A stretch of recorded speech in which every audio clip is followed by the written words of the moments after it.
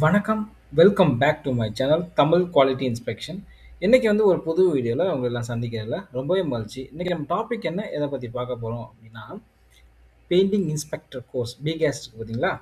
So அந்த syllabus தான் வந்து நம்ம வந்து ஒன் பை ஒன்னா டிஸ்கஸ் பண்ண போறோம். ஸோ அதில வந்து பார்ட் 1 கரோசன். ஸோ சரிங்களா? கரோசன்னா என்ன? அதோட பேசிக் பிரின்சிபல் சரிங்களா? எதனால கரோசன் வந்து ஏற்படுது? ஸோ இது எல்லாமே வந்து நம்ம வந்து ஒரு அவுட்லைனா வந்து தெரிஞ்சுப்போம். அதுக்கப்புறம் அடுத்தடுத்த சாப்டர்ல வந்து டீப்பா வந்து நம்ம போயிட்டு கத்துக்க போறோம். சரிங்களா?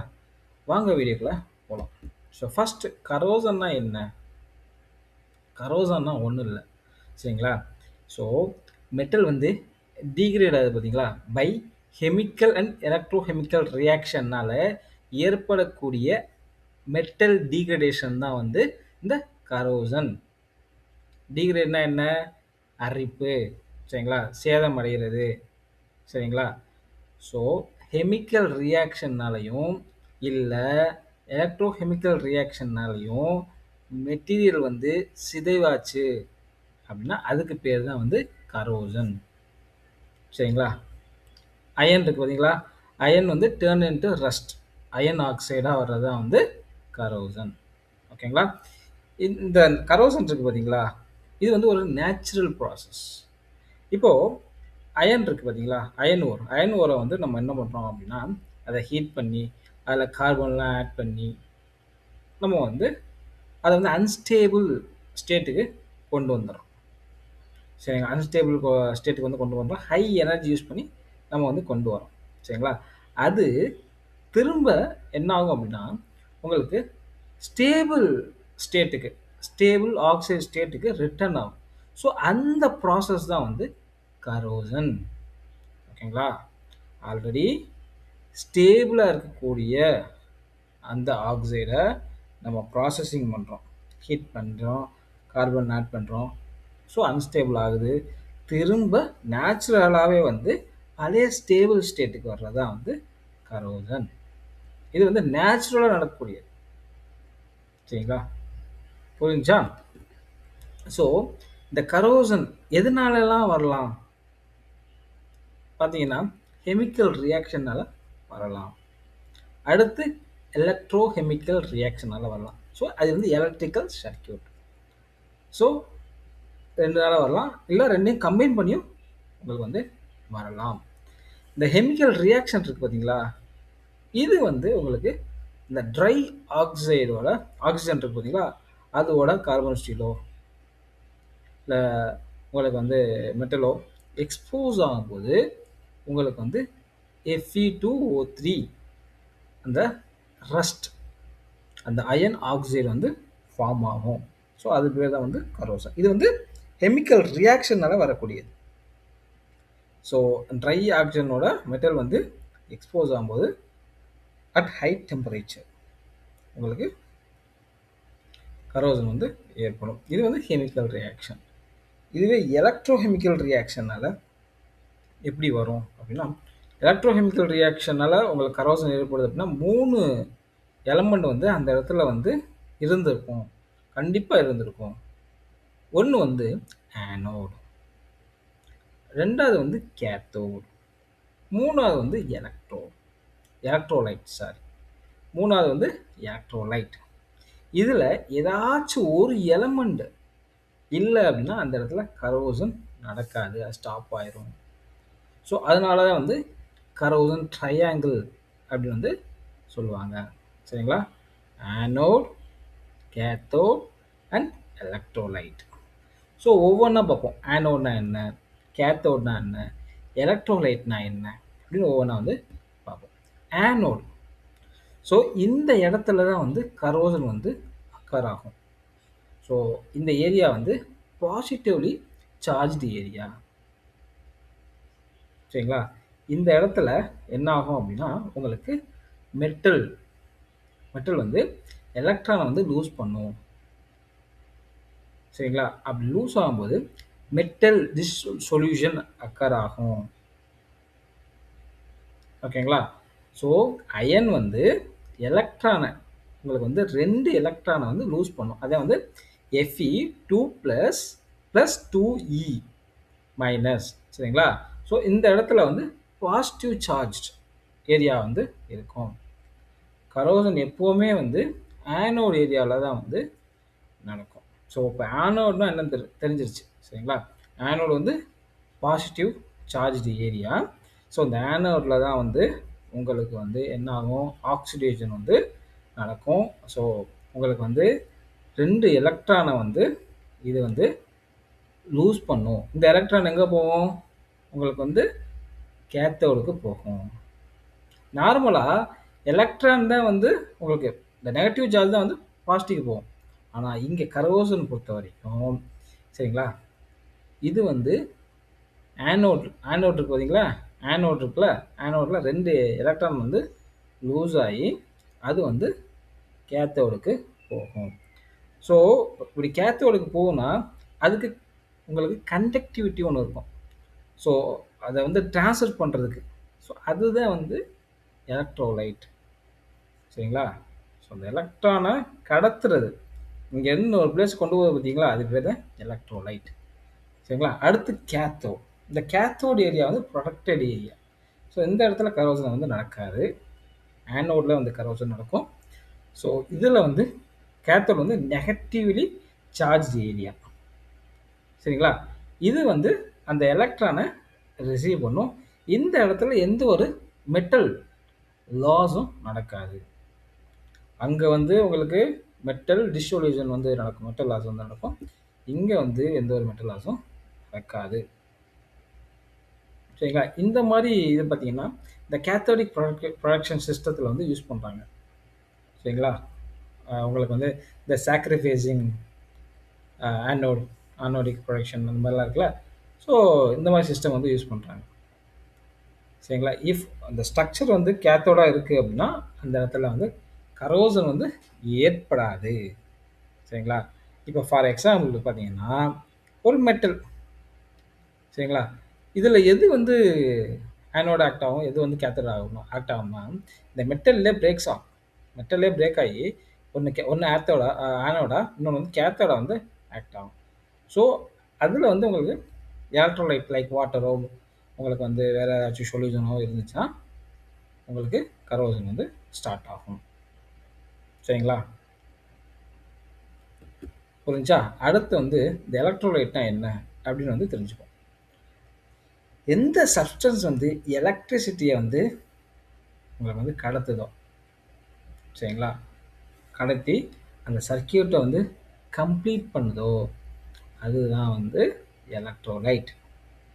ஸோ இப்போ water, sea water, acid, salt solution, இது எல்லாமே வந்து எலக்ட்ரோலைட்.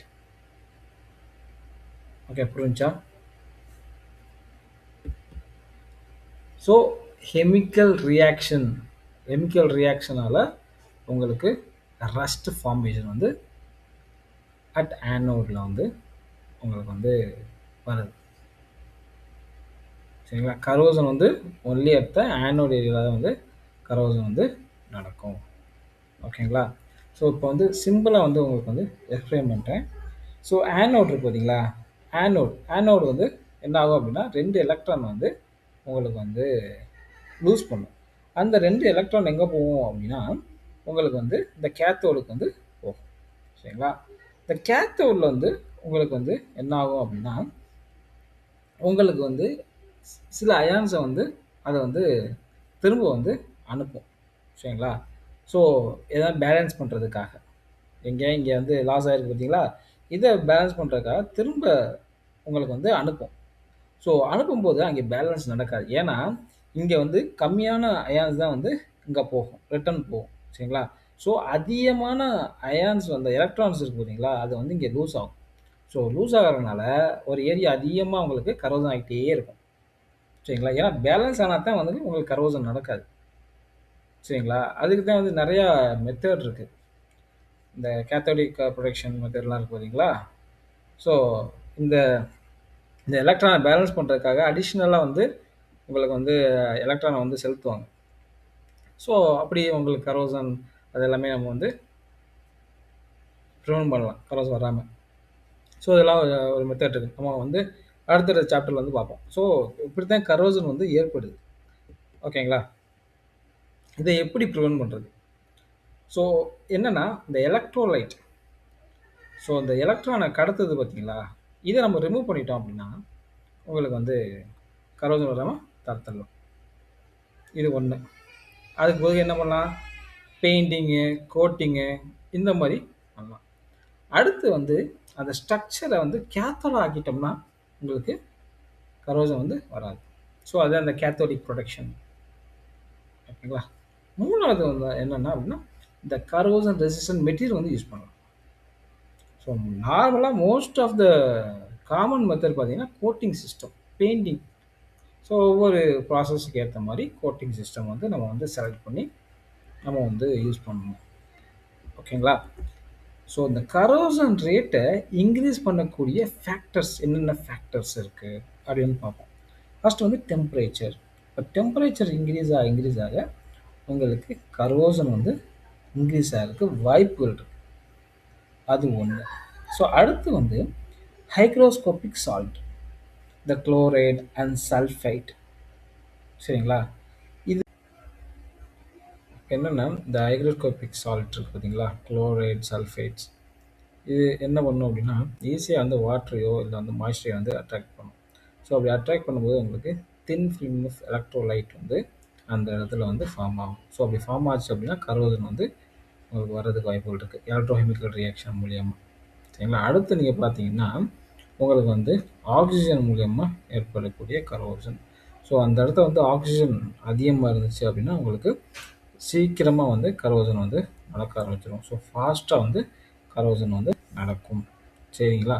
அடுத்து பார்த்தீங்கன்னா இந்த பாக்டீரியா. சரிங்களா? ஸோ இதில் வந்து சல்ஃபைட் ரெடியூஸ்டு பாக்டீரியான்னு ஒன்று இருக்குது. ஸோ அது என்ன பண்ணும் அப்படின்னா சல்ஃபைட் வந்து ரெடியூஸ் பண்ணும். அப்படி ரெடியூஸ் ஆகும்போது H2S வந்து ஃபார்ம் ஆகும். சரிங்களா? ஸோ அப்படி H2S ஃபார்ம் ஆச்சு அப்படின்னா அது வந்து என்ன பண்ணும் அப்படின்னா மைக்ரோ பயாலஜிக்கல் இன்ஃப்ளூயன்ஸ்ட் கரோசன் வந்து உருவாக்கும். அதுதான் வந்து திங். சரிங்களா? ஸோ அது பாக்டீரியாவில் ஏற்படக்கூடிய கரோசன். ஓகேங்களா? Acid and alkalis. Acid, so acid வந்து பிஹெச் வேல்யூ வந்து உங்களுக்கு வந்து கம்மியாச்சு அப்படின்னா இந்த இடத்துல வந்து உங்களுக்கு ஈஸியாக வந்து கரோசன் வந்து ஏற்படும். அதுக்கப்புறம் பைமெட்டாலிக் கான்டாக்ட். ஸோ ரெண்டு டிசிமிலர் மெட்டல் அப்படி நம்ம யூஸ் பண்ணும்போது எந்த மெட்டல் வந்து உங்களுக்கு வந்து ரொம்ப ஆக்டிவாக இருக்கோ அது சீக்கிரமாக வந்து கரோட் ஆயிரும் அந்த இடத்துல வந்து எலக்ட்ரோலைட் இருக்கும்போது.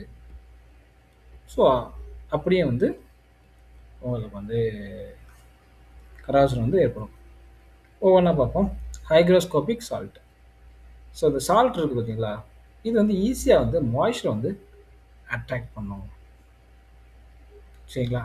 மாய்ஸ்சரை வந்து ஈஸியாக வந்து அட்ராக்ட் பண்ணும். ஸோ இதனால் உங்களுக்கு ஆஸ்மோட்டிக் பிளிஸ்டரிங் உங்களுக்கு வந்து ஏற்படும். சரிங்களா? நார்மலாக பார்த்தீங்கன்னா இந்த மெரைன் இண்டஸ்ட்ரியல் ஏரியாஸ், ஸோ அதில் எல்லாம் வந்து இந்த குளோரைட் சல்ஃபேட்ஸ் இருக்கும். ஸோ இங்கெல்லாம் வந்து உங்களுக்கு கரோசன் ரேட் வந்து அதிகமாக வந்து இன்க்ரீஸ் ஆகும். அடுத்து வந்து இந்த ஆக்சிஜன் எஃபெக்ட். ஸோ உங்களுக்கு வந்து ஆக்சிஜன் வந்து அதிகமாக இருந்துச்சு அப்படின்னா கரோசன் ரேட் வந்து அதிகமாகும். ஓகேங்களா? அடுத்து ஏற்கனவே சொல்லிட்டேன் பைமெட்டாலிக் கரோசன். ரெண்டு டிசிமிலர் மெட்டல் வந்து எலக்ட்ரோலைட் மூலயமா கனெக்ட் பண்ணியிருக்கோம். ஸோ எது வந்து ரியாக்டிவ் மெட்டலோ அது வந்து ஆனோடாக செயல்படும், எது வந்து லெஸ் ரியாக்டிவ் மெட்டலோ அது வந்து கேத்தோடாக ரியாக்ட் ஆகும், உங்களுக்கு வந்து ஒர்க் ஆகும். ஸோ அதனால் சீக்கிரமாக வந்து கரோட் ஆயிரும். ஓகேங்களா? ஃபார் எக்ஸாம்பிள் ஸ்டீல் வந்து கனெக்டட் டு த காப்பர், அப்போ வந்து உங்களுக்கு வந்து ஸ்டீல் வந்து ரொம்ப ஆக்டிவாக இருக்கும், அது சீக்கிரமாக வந்து கரோட் ஆயிரும். ஓகேங்களா? ஸோ இது வந்து கால்வனிக்ஸ் சீரீஸ், எலக்ட்ரோகெமிக்கல் சீரீஸ். இதில் பார்த்தீங்கன்னா உங்களுக்கு வந்து நோபிலிட்டி அதை பொறுத்து அரேஞ்ச் பண்ணியிருக்காங்க. ஸோ ஃபஸ்ட்லேருந்து உங்களுக்கு வந்து இப்போ கிராஃபைட் இதில் வந்து உங்களுக்கு ரொம்ப ஆக்டிவ் இருக்காது. சரிங்களா? Less active, less corrosion. சரிங்களா?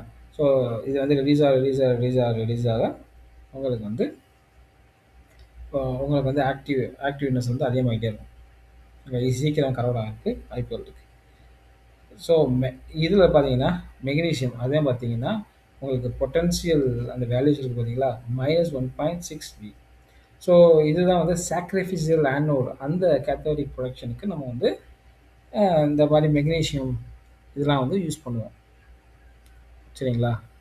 என்னென்னா இந்த பரீடு பைப்லைன்ஸ்லாம் என்னென்னா உங்களுக்கு வந்து இந்த மெக்னீசியம் ஆக்சைடு, ஜிங்கு இதெல்லாம் நம்ம வந்து அது கூட கனெக்ட் பண்ணி அது வந்து சீக்கிரம் வந்து அயனோடாக செயல்படும். அப்போ வந்து உங்களுக்கு என்ன ஆகும் அப்படின்னா அது கரோட் ஆயிரும்.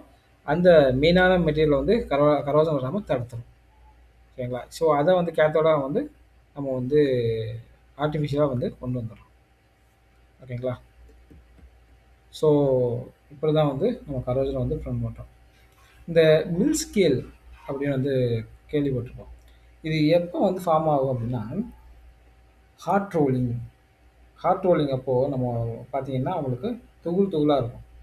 ஸோ அதுதான் 580 டிகிரி செல்சியஸ்க்கு மேலே நம்ம ஹீட் பண்ணும்போது உங்களுக்கு வந்து இந்த மாதிரி மில் ஸ்கேல் வந்து ஃபார்ம் ஆகும். அது வந்து பார்த்தீங்கன்னா உங்களுக்கு அது அயன் ஆக்சைட்ஸ் அது வந்து FeO, வைஸ்டைட், மேக்னைட், அதுக்கப்புறம் ஹீமடைட் இந்த மாதிரி 3 ஃபார்மேஷனில் வந்து இருக்கும். ஸோ அதோட திக்னஸ் பார்த்தீங்கன்னா 25 to 100 மைக்ரான்ஸ் இருக்கும். சரிங்களா? இப்போ இந்த மில் ஸ்கேல் இருக்குது பார்த்தீங்களா, இது வந்து cathodic to steel and accelerate the corrosion. சரிங்களா? மில் ஸ்கேல் இருந்துச்சுன்னா கரோசனை வந்து அதை வந்து வர வைக்கும். சரிங்களா? ஸோ அதனால தான் வந்து இந்த மில் ஸ்கேலை வந்து ப்ராப்பராக வந்து நம்ம வந்து ரிமூவ் பண்ணணும். இப்போ நம்ம ப்ராப்பராக ரிமூவ் பண்ணல அப்படின்னா கோட்டிங் ஃபெயிலியர், உங்களுக்கு வந்து இந்த அண்டர் ஃபிலிம் கரோசன், அந்த கோட்டிங் லைஃப் வந்து ரெடியூஸ் ஆகும். ஸோ சர்ஃபேஸ் ப்ரிப்பரேஷன் வந்து இம்பார்ட்டண்ட் பிஃபோர் கோட்டிங். சரிங்களா? கன்க்ளூஷன் என்னென்னா கரோசன் வந்து எலக்ட்ரோகெமிக்கல் ப்ராசஸ்னால் வந்து ஏற்படக்கூடியது. ஆனோடில் மட்டும்தான் வந்து இந்த கரோசன் வந்து ஏற்படும். ஸோ கரோசன் எலக்ட்ரோகெமிக்கல் ப்ராசஸ் மூலியமாக வரும் அப்படின்னா அந்த 3 எலமெண்ட் இருக்கணும். Anode, cathode, electrolyte. சரிங்களா? ஸோ இதை நம்ம வந்து எப்படி வந்து கரோசன் வராமல் தடுக்கிறது அப்படின்னா கோட்டிங், கேத்தோடிக் ப்ரொடக்ஷன் இதை வச்சு தான் அவங்க வந்து பண்ண முடியும். சரிங்களா? ஸோ கோட்டிங்கில் வந்து இந்த சர்ஃபேஸ் ப்ரிப்பரேஷன் வந்து ரொம்ப கிரிட்டிக்கல். ஓகேங்களா? இப்போ புரிஞ்சிருக்கும்னு நினைக்கிறேன். இந்த கரோசன் இதனால்